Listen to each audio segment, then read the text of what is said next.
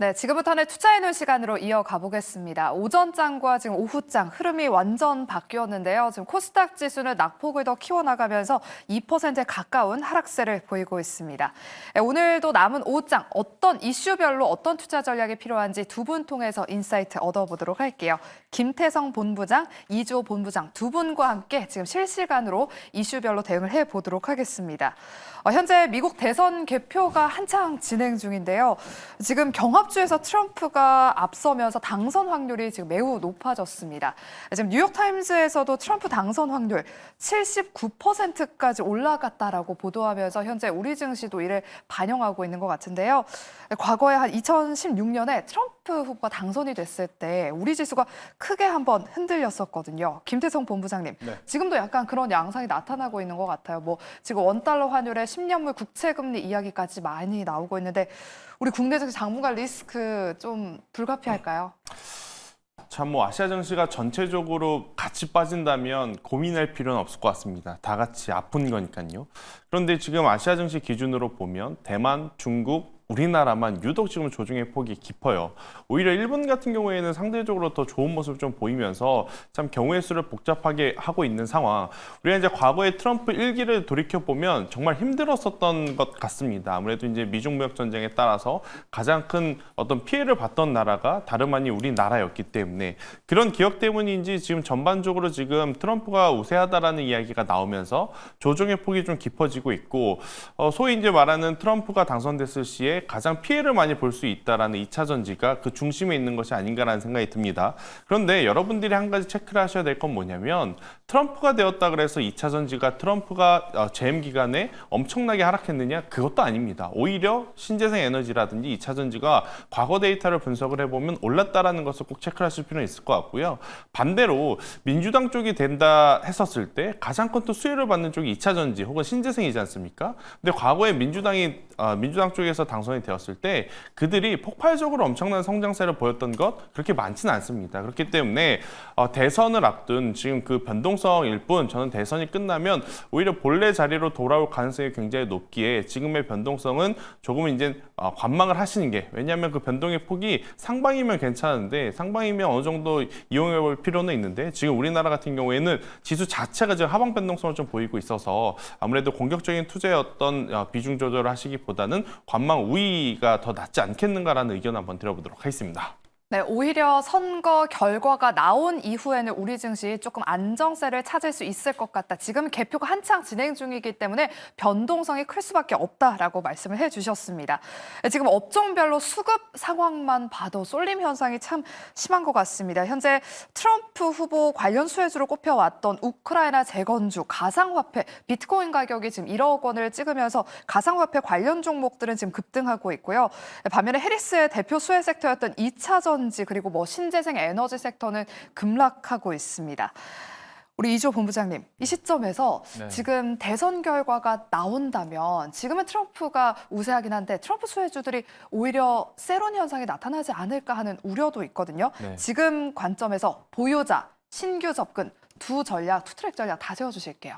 네, 일단 아까도 말씀하셨지만 지금 지수 자체가 하락하고 있기 때문에 여기서 공격적으로 트럼프 트레이드 수혜주들을 따라간다 이런 것도 좀 약간 애매하다라고 생각을 합니다. 그렇기 때문에 미리 트럼프 트레이드 관련 종목군들을 보유하셨던 분들은 어느 정도 비중을 축소하시거나 차익 실현을 하시는 게 좀 좋다라고 보고 있고요. 막상 트럼프가 당선이 되면은 오히려 불확실성이 해소가 되는 상황이기 때문에 여기서 또 차익 매물이 나올 가능성도 있습니다. 국내 증시의 요즘에 흐름 보면은 실적이 잘 나오거나 아니면 호재가 있음에도 불구하고 차익 매물이 좀 쏟아지는 경향이 있기 때문에 지금 많은 투자자분들 또 메이저 수급들이 지금 이거를 좀 중장기적으로 끌고 가는 전략보다는 좀 단기적인 이슈나 어떤 이벤트에 대응을 하면서 빠르게 정리를 하고 또 포트를 바꾸는 이러한 현상이 나오고 있기 때문에 이러한 점들을 감안하셨으면 좋겠고 지금 만약에 트럼프가 당선이 될 경우에는 단기적으로는 가상화폐 관련 종목이라던가 이제 우크라 재건 관련 종목군들이 올라갈 수 있습니다. 추가 상승 여력은 있지만 변동성 자체가 클 수가 있기 때문에 만약에 이거를 타점을 좀 잘못 잡아서 대응이 안 된다 그러면 오히려 또 손실을 보는 가능성도 있기 때문에 이러한 점들은 좀 주의하셨으면 좋겠고요. 만약에 지금 모든 예상을 다 뒤엎고 해리스가 된다고 한다면 오늘 지금 트럼프가 좀 될 것이다라는 전망 속에서 지금 관련 종목군들이 움직이고 있기 때문에 만약에 예상을 뒤엎고 진짜로 해리스가 될 경우에는 다시금 그게 회복이 되는 모습이 나올 수가 있기 때문에 사실 저도 아까 말씀하신 거랑 좀 같은 생각입니다. 오늘 굳이 무리하게 뭘 사야 된다 이렇게 생각하시기보다는 그냥 좀 관망하시면서 가지고 계신 종목군들은 관련 종목군들은 좀 어느 정도 정리할 건 정리하시고 좀 빠진 종목군들 예를 들어서 나는 신재생에 투자를 미리 했다가 지금 오늘 빠져서 좀 당황스럽다 하신다고 한다면 그 종목군들은 좀 단기적으로 눌림이 나올 수 있겠지만 앞으로 다시 한번 반등의 기회가 충분히 있기 때문에 이런 점들을 감안하시면서 대응하셨으면 좋겠고 오늘 신규 접근은 좀 관망하시면서 오히려 보수적으로 대응하는 게 어떨까 좀 이렇게 말씀을 드려보도록 하겠습니다. 네, 지금 신규 접근은 조금 미루는 게 좋을 것 같다라고 말씀을 해주셨고요. 트럼프 수혜주를 보유하고 계신 분들은 일단 수익을 챙기는 전략, 그리고 해리스 수혜주를 담아서 지금 손실이 나고 있다 하시는 분들은 오히려 선거 결과가 나온 이후에 불확실성 해소로 좀 반등세가 보일 수 있기 때문에 이 부분 잘 참고하셔서 대응해 보시길 바라겠습니다. 지금 많은 개인 투자자들의 눈이 다 관심이 다 미국 대선으로 쏠려 있는데 여러분 넘어야 할 산이 하나 더 남아 있습니다. 이번 주에 FOMC 회의가 기다리고 있는데요. 외부 변수에 참 쉽지 않은 흐름이 우리 시장에 이어지고 있는 것 같습니다. 이조 본부장님 추가 질문 드릴게요. 지금 글로벌 IB 10곳 중 9곳은 11월, 12월 둘 다 금리 인하한다 이런 이야기가 많더라고요. FOMC 이번에는 어떻게 좀 전망하고 계실까요? 지금 이번에 최근에 발표됐던 고용 지표가 또 예상치를 좀 크게 하회를 했습니다. 그리고 어제 발표한 이제 서비스 PMI 그다음에 각종 PMI 지표들은 견조한 흐름이 나왔어요. 그럼 무슨 말이냐면 고용이 지금 빠르게 식고 있는 모습이 나오고 있는데 지금 경제 지표들은 나쁘지 않거든요. 연준에서는 이러한 부분들을 좀 반영을 해서 금리 인하를 한 차례 더 하지 않을까. 근데 지난번처럼 빅컷을 하기보다는 오히려 25bp 정도로 금리 인하하는 선에서 마무리되지 않을까 이렇게 예상을 하고 있습니다. 그 이유는 사실 지금 고용이 계속적으로 조금 낮아지고 있는 부분들은 어떻게 보면은 물가적인 측면에서는 연준 입장에서는 괜찮다라고 생각할 수 있겠지만 좀 빠르게 식어버리면은 연준 입장에서는 이 부분이 부담이 되는 거거든요. 그렇다고 한다면 지금 좀 약간 이상한 현상이 고용이 빠르게 식고 있는데 오히려 경제 지표들은 더 좋게 나오고 있다. 이러한 점들에 있어서 연준 입장에서는 이거를 사실 금리 동결이라기보다는 오히려 좀 금리를 좀 어느 정도 지금 금리가 높은 상황이기 때문에 금리를 25bp 정도로 인하를 하면서 좀 지켜보자라는 식으로 코멘트가 나올 것 같고요. 그래서 올해까지는 계속적으로 저는 금리 인하를 하지 않을까 이렇게 생각을 하고 있고 패드워치에서도 거의 금리 인하의 가능성이 96% 정도라고 지금 전망하고 있기 때문에 아무래도 FOMC 때 이러한 부분들 지금 경제 지표만 딱 봤을 때 물가가 반등하는 모습들은 나오지 않고 있는데 고용이 식고 있고 그리고 경제 지표가 좋아지는 그런 상황 좀 약간 이상한 상황에서 연준이 꺼낼 수 있는 카드는 어쨌든 고용이 조금 식고 있으니까 여기서 금리를 한 차례 더 인하를 해서 어느 정도 좀 안정화시키는 그런 방향을 잡고 그다음에 다음 FOMC라던가 향후 전략은 이런 역시나 또 경제 지표를 보고서 대응하겠다 이런 식으로 코멘트가 나올지 않을까 예상을 하고 있고요. 사실 변수는 크게 없어 보입니다. 왜냐하면 명확하게 고용 지표가 지금 식고 있는 모습이기 때문에 이거에 대해서 인플레가 갑자기 확 튀어오를 것 같다라는 그런 생각은 하지 않을 것 같아요. 그러다 보니까 다만 이제 우려스러운 부분들은 이러한 지금 경제 지표들, 그러니까 PMI 지표들이 너무 잘 나온다라는 점이 과연 이 고용이 식는데 PMI가 왜 잘 나오냐에 대한 코멘트가 나올 수가 있고 그거에 대해서는 어느 정도 대응을 하겠다라는 코멘트가 나올 수는 있겠지만 통화 정책에 대한 그런 기조 자체는 변하지 않을 것이다라는 전망을 한번 말씀드려 보도록 하겠습니다. 네, 미 대선이 끝나고 나면 또 FOMC가 기다리고 있는데요. 이번 FOMC는 조금 무난하게 흘러가지 않을까 하는 이야기를 들어봤습니다. 그럼 이어서 두 번째 반도체 섹터에 대한 투자 전략을 한번 세워보도록 할게요. 오늘 엔비디아와 팔란티어 훈풍에 반도체 종목들 오전장에 또 반짝 수급이 들어왔습니다. 반도체도 지금 미국 대선 결과에 따라서 참 영향을 많이 받는 섹터인데요. 해리스든 트럼프든 누가 대통령으로 당선되든 간에 규제, 중국 때리기는 더 강해질 것으로 보입니다. 특히나 트럼프는 주변 동맹국들에게 중국으로의 반도체 수출 통제 동참시키겠다라는 의견까지 내비쳤는데 김태성 본부장님, 참 우리나라 반도체 기업들 입장에서 참 난감할 것 같긴 해요. 그렇죠. 이런 상황에서는 우리 국내 반도체 산업 앞으로의 전망 어떻게 바라보고 계실까요? 일단 미증 씨가 어느 정도 힌트를 좀 준 것 같아요. 결국엔 여러 가지 이벤트, 앞서 이제 언급드렸던 뭐 FOMC라든지 미 대선 여러 가지 이벤트 스케줄이 있다 하더라도 지금 반도체 IT 시장의 중심은 누가 뭐라 해도 엔비디아임은 부정할 수는 없을 것 같습니다. 최근에 여러 가지 이슈가 나온 상황 속에서 굳건하게 지금 시가총액 상위 종목군들 안에 여전히 시세가 좋은 쪽이 누구냐라고 하면 당연히 엔비디아를 이야기를 드릴 수밖에 없기 때문에 저는 엔비디아가 지금 HBM 이 제품 하나 가지고 계속해서 지금 좋은 성과를 올해뿐만 아니라 내년까지도 내년에는 또 HBM4에 대한 이야기가 나오면서 오히려 더 긍정적인 부분들이 더 많아질 가능성이 높기 때문에 HBM에 가까운 기업들 위주로 좀 체크를 하실 필요는 있지 않겠는가라는 의견 한번 들어보도록 하겠습니다. 사실 이제 지난주, 지지난주부터 미국은 빅테크 기업들 혹은 기술주들의 실적이 나오면서 실적의 방향성에 따라 굉장히 많은 어떤 변수들이 좀 있었죠. ASML 같은 경우에 혹은 AMD 같은 경우에는 하방 변동성이 좀 강했었죠. 하지만 이제 팔란티어 같이 예상외로 실적이 좋은 쪽 같은 경우에는 뭐 지수 상관없이 굉장히 좋은 평가를 받고 있는 게 지금 미국 시장인 것 같아요. 일단 우리나라 증시도 마찬가지입니다. 지금 대외적인 변수가 굉장히 많은데 실적이 안 좋으면 안 좋은 대로 지금 맞고 있는 상황. 좋으면 아무래도 이제 먼저 올랐기 때문에 세론 뉴스로 작용이 되는 종목군들이 많지만 그래도 저는 HBM 기준으로 실적이 상대적으로 나온 쪽을 좀 선택을 하시는 게 지금은 맞지 않을까라는 생각이 들어서요. 가장 중요한 건 결국 우리나라는 SK 하이닉스, 또 SK 하이닉스를 보신다라고 하면 한미 반도체까지는 좀 보실 필요는 있지 않겠는가라는 의견을 한번 드려보도록 하겠습니다. 네, 말씀해 주신 것처럼 HBM에 대한 방향성은 변하지 않았다는 게 우리 시장에서도 확인이 됐습니다. 간밤 엔비디아 상승 마감하면서 애플 제치고 다시 미국의 시총 1위 자리를 탈환했는데요.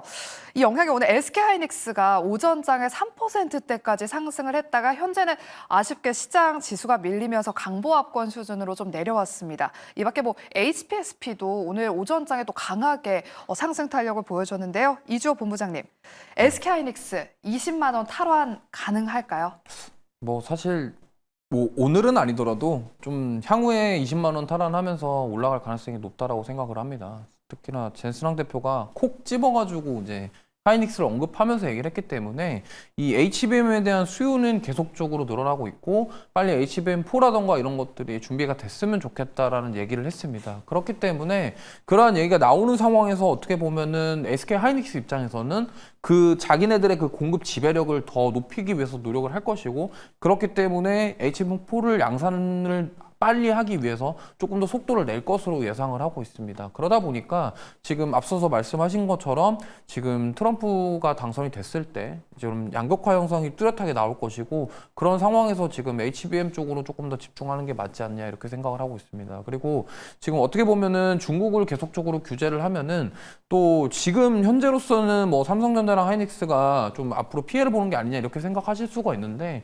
사실 지금 중국을 규제를 하게 되면은 지금 뭐 메모리 반도체 쪽 그러니까 레거시 쪽은 디램이랑 낸드 같은 경우는 그 범용 반도체를 지금 중국에서 공급을 굉장히 많이 하고 있어요. 그러니까 생산량 자체를 너무 늘리다 보니까 이 가격적인 매력 자체에서 좀 떨어진다라는 측면이 있는데 오히려 만약에 트럼프가 중국을 계속적으로 규제를 하고 압박을 하게 된다고 한다면 중국 제품들을 사용 안 하는 좀 흐름이 좀 나와준다고 한다면 오히려 또 삼성전자랑 SK하이닉스 입장에서는 메모리 반도체 쪽으로도 어느 정도 좀 실적이 올라와 줄 수 있는 계기가 될 수 있는 그런 상황이기 때문에 사실 뭐 양쪽 측면이 다 있습니다. 물론 중국을 규제를 했을 때 우리나라에서 피해를 보는 측면도 있겠지만 중국의 그런 공급망 자체를 어느 정도 눌러서 뭐 제재를 한다 그러면 오히려 하이닉스랑 삼성전자가 레거시 반도체 쪽으로도 조금 더 이득을 볼 수 있는 상황이기 때문에 그 두 가지 중에서도 지금 주가로 분명하게 보여주는 것은 하이닉스 같은 경우는 HBM에 대한 모멘텀이 뚜렷하기 때문에 이러한 부분들이 지금 주가를 잘 버티게 할 수 있는 원동력이 아니냐 이렇게 생각을 하고 있습니다. 그렇기 때문에 20만 원 가는 거는 사실 뭐 시간은 좀 걸리더라도 뭐 조만간 한번 다시 한번 올라가서 20만 위로 탈환할 수 있지 않을까 이렇게 말씀드려보겠습니다. 네, SK하이닉스의 20만 원 탈환은 뭐 지금 당장은 아니더라도 결국엔 이뤄낼 것이다라고 말씀해 주셨습니다. 삼성전자는 오늘도 하락세를 보이면서 지금 5만 6천 원대 구간에서 움직이고 있는데요. 당분간 이렇게 SK하이닉스의 독주 체제 좀 이어질 것으로 보입니다.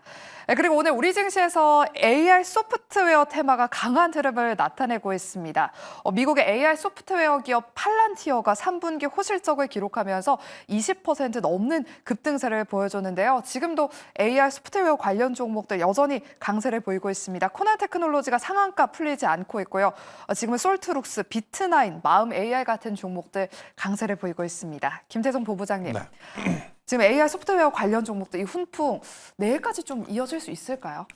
내일까지가 아니라 당분간은 조금 더 길게 좀 보셔야 될 것 같습니다. 결국 AI 소프트웨어를 통해서 가장 우리가 고민이 됐었던 것은 돈을 벌 수 있을 것이냐 말 것이냐였던 것 같아요. 그런데 이제 이 부분에 대해서 큰 어떤 고민이 있었던 건 최근 3분기에 많은 빅테크 기업들이 하는 이야기가 있었죠. 인풋 대비 아웃풋이 너무 약하다. 그러다 보니 그동안에 AI 소프트웨어 쪽은 그렇게 많이 쳐다보지는 못했었는데 팔란티어가 생각한 것보다 더 좋은 성과를 내보이다 보니 그 훈풍이 우리나라 AI 소프트웨어 쪽으로도 지금 불이 붙어주는 상황인데 여기서 이제 종목을 여러분들이 잘 고르셔야 될 것 같습니다. 뭐 코난 테크놀로지 같은 경우에는 개별 좀 이슈가 있죠. 아무래도 이제 방위용 드론 산업에 이제 진출을 하면서 거기에서 이제 굉장히 또 좋은 성과를 낼 수 있을 것이다라는 하지만 이제 이런 개별 이슈를 좀 제외하고 기존의 소프트웨어 쪽을 본다라고 하면 자체 플랫폼을 가지고 있는 기업에 여러분들이 조금 더 집중을 하시는 게 좋을 것 같아요. 대표적으로 더존 비전 혹은 이제 한결과 컴퓨터처럼 누가 뭐라 해도 그 기업이 가지고 있는 플랫폼이 좀 있어야 되는 게 저는 중요하다는 생각이 들고 있고요. 혹은 오늘 지금 이 소프트웨어 쪽에서 굉장히 또 도드라지는 모습을 보이는 기업이 솔트룩스라고 하는 기업이거든요. 지금 이제 상한가에 안착이 되어가는 이제 모습인데 이쪽도 LMM에 대한 기술 자체가 지금 굉장히 또 고도화되었다라는 평가를 받는 그러한 상황이라서요. 모든 기업들을 다 보시기보단 오늘 유독 강한 쪽에 조금 더 집중을 하거나 플랫폼을 잇는 쪽에 저는 집중을 하시는 게 더 맞지 않겠나라는 의견 드려보도록 하겠습니다. 네, AI 소프트웨어주들의 이 훈풍은 당분간 이어질 수 있을 것 같다라는 의견 들어봤습니다.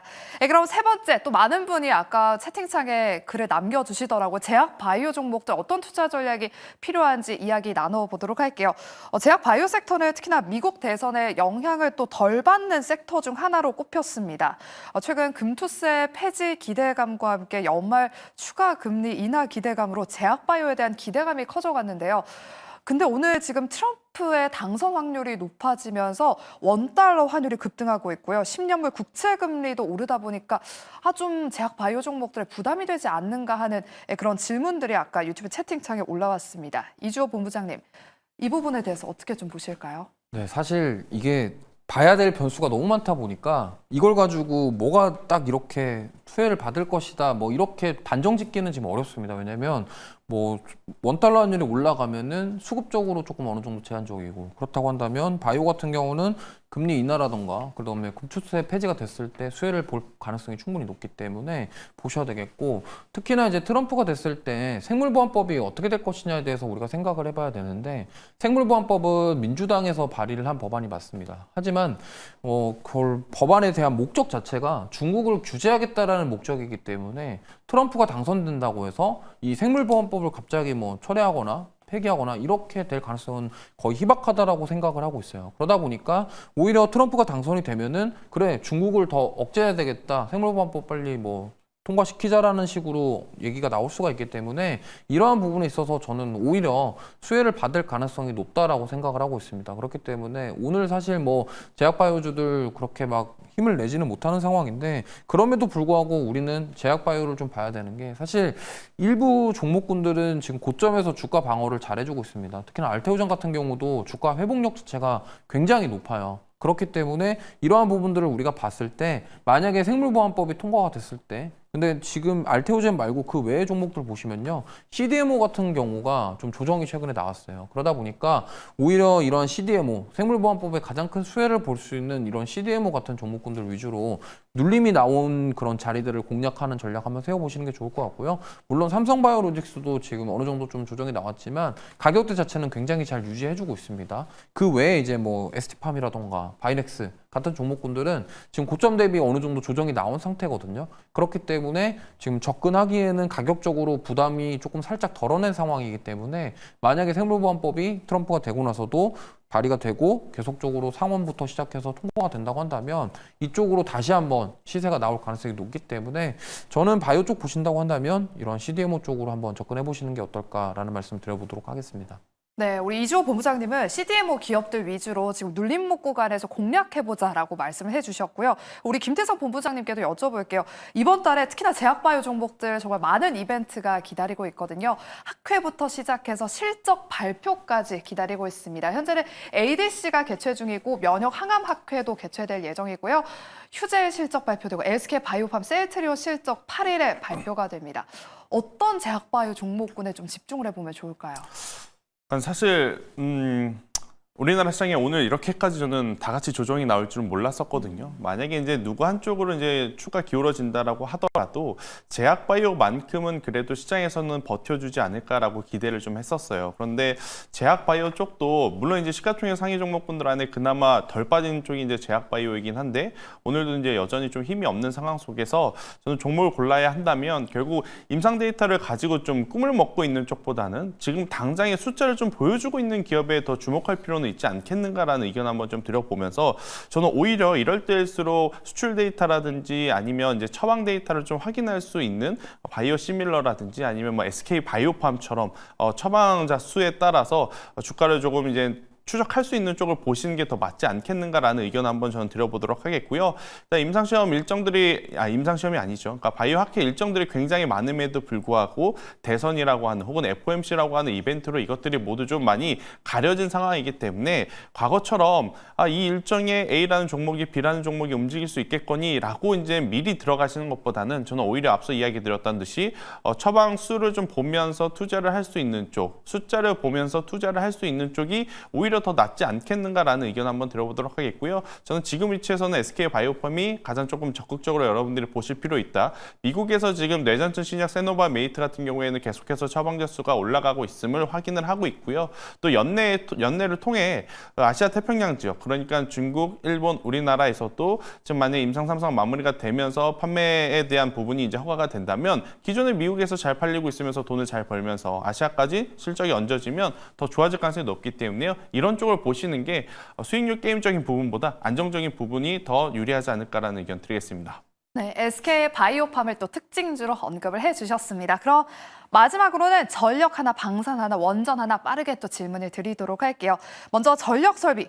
이쪽은 또 그동안 미국 대선과 상관없이 뭐 노후 전력망 교체에다가 AI로 인한 전력 수요 증가로 그동안 많이 올랐습니다. 근데 오늘 보니까 오전장에는 전력 설비 관련 종목들 강하게 시세가 붙더니 지금 윗꼬리를 많이 달았거든요. 뭔가 시장의 수급이 다 트럼프 수혜주로 옮겨가다 보니까 세런 현상이 나타나는 것 같아요. 이주호 본부장님. 네. 지금 차익 실현이 좀 나오는 것 같은데 지금은 조정을 좀 겪어야 되는 구간일까요? 아니면 우상향 기조는 변함이 없을까요? 네, 추세 자체는 계속 이어질 것으로 생각하고 있고요. 오늘 좀 빠지는 이유가 아무래도 아까 말씀하신 것처럼 수급이 지금 집중되는 쪽으로만 다 몰려가다 보니까 어느 정도 뭐 회피 물량이라던가 좀 차익 매물이 조금 나오지 않았나 이렇게 생각을 하고 있고요. 지금 전력 설비 관련해서는 결국에는 이것만 보시면 될 것 같아요. 미국 대통령이 누가 되던 간에 지금 그 주체 자체는 AI 데이터 센터에 투자를 하고 있는 빅테크 기업들이 중심입니다. 그러니까 구글, 아마존, 마이크로소프트가 투자를 하고 있는데 그러면은 뭐 트럼프가 되든 해리스가 되든 결국에는 이 데이터 센터에 전력을 공급해줘야 되는 그런 전력망 같은 경우는 나라에서 해줘야 되는 부분이거든요. 근데 자국의 그런 빅테크 기업들이 돈을 벌기 위해서 투자를 하고 설비를 만들어야 되는 상황인데 이거를 미국 정부에서 안 해줄 이유는 전혀 없다라고 생각을 합니다. 그렇다고 한다면 노후 전력망 교체가 계속적으로 가속화될 것이고 이거에 대한 그런 수요는 강하기 때문에 전력기기 쪽 관련해서는 이런 수주 잔고가 늘어나는 모습들 그리고 실적 모멘텀 자체가 뚜렷하기 때문에 저는 뭐 추가 상승도 충분히 가능하다라고 생각하기 때문에 보셔도 괜찮다라는 말씀 드려보도록 하겠습니다. 네, 전력 설비의 우상향 기조는 이어질 것 같다라는 의견 들어봤습니다. 그리고 방산주. 방산은 또 트럼프가 당선이 된다면 미국 방산 기업으로의 투자가 확대될 것이기 때문에 오히려 우리 국내 방산 기업들 좀 피해를 입을 수 있다 이런 이야기도 있습니다. 김태성 본부장님, 그래도 우리 K방산 기술력이 워낙 좋기 때문에 네. 안 살 수가 없을 것 같긴 하거든요. 어떻게 보실까요? 그것도 그럴 것 같고요. 트럼프가 워낙 과격하지 않습니까? 그러니까 이제 트럼프가 만약에 되게 되면 그러니까 미국을 제외한 유럽들은 오히려 방위비를 더 써야 되지 않을까라는 생각이 들어요. 그래서 이제 오늘 오히려 이제 방산주들이 현재 구간에서 한 번 더 지금 밸류업을 할 준비를 하고 있는 상황이 아닌가 싶어서 일단 방산주에 대한 긍정적인 좀 뷰는 말씀드릴 수는 있을 것 같은데 우리가 알고 있던 내용 그 이상의 새로운 내용이 지금 없다라는 게 가장 큰 걸림돌인 것 같아요. 그러니까 이제 제 기준으로는 밸류가 조금 높을 수 있는 구간이라서 기존에 가지고 계신 분들은 당연히 수익을 더 누릴 수 있는 구간. 하지만 없으신 분들 같은 경우에는 기존 방산 3대장 같은 경우에는 조금은 지켜보시는 게 좋을 것 같고요. 대신에 그 대안이 될 수 있는 부분은 한국항공 우주를 지금 위치에서 이제 포트에 편입을 하는 것은 굉장히 좋은 선택지일 수 있다. 왜냐 최근에 우주항공 쪽으로도 좋은 뉴스가 많기 때문에요. 방산 플러스 우주항공을 좀 곁들여서 볼 수 있는 쪽은 한국항공 우주가 아니겠는가라는 의견까지 한번 드려보도록 하겠습니다. 네, 오늘 방산 섹터 내에서 우주항공주들은 견조한 흐름을 보이고 있습니다. 한국항공우주 언급해 주셨습니다. 마지막으로 짧게 원전주 웨스팅하우스와 좀 분쟁 해결되지 않을까 하는 원전 수출 파트너십 맺었거든요. 이건 어떻게 보세요? 너무 크게 신경 쓰실 필요는 없을 것 같습니다. 아무래도 이제 원천 기술 가지고 있는 쪽에서는 계속 걸릴 거예요. 그러니까 이 뉴스에 너무 민감하게 반응할 필요 없을 것 같고요. 결국에 이제 체코 쪽에서 우리 쪽에 온다라는 것 그리고 전 세계 에너지원은 지금 SMR을 기준으로 지금 삼고 있다라는 부분에서 두산 에너빌리티 그리고 BHI 저는 이 두 기업에 조금 더 집중해서 보시는 게 가장 좋지 않겠나라는 의견 드리도록 하겠습니다. 네, 이렇게 오늘 두 본부장님과 함께 저희가 시장에서 다양한 이슈들 투자 전략 세워봤습니다. 저희가 준비한 순서는 여기까지고요. 저희는 내일 오후 12시 생쇼 이 시간에 다시 돌아오도록 할게요. 내일은 더 유익한 인사이트를 가지고 찾아오도록 하겠습니다. 함께해 주신 여러분 고맙습니다.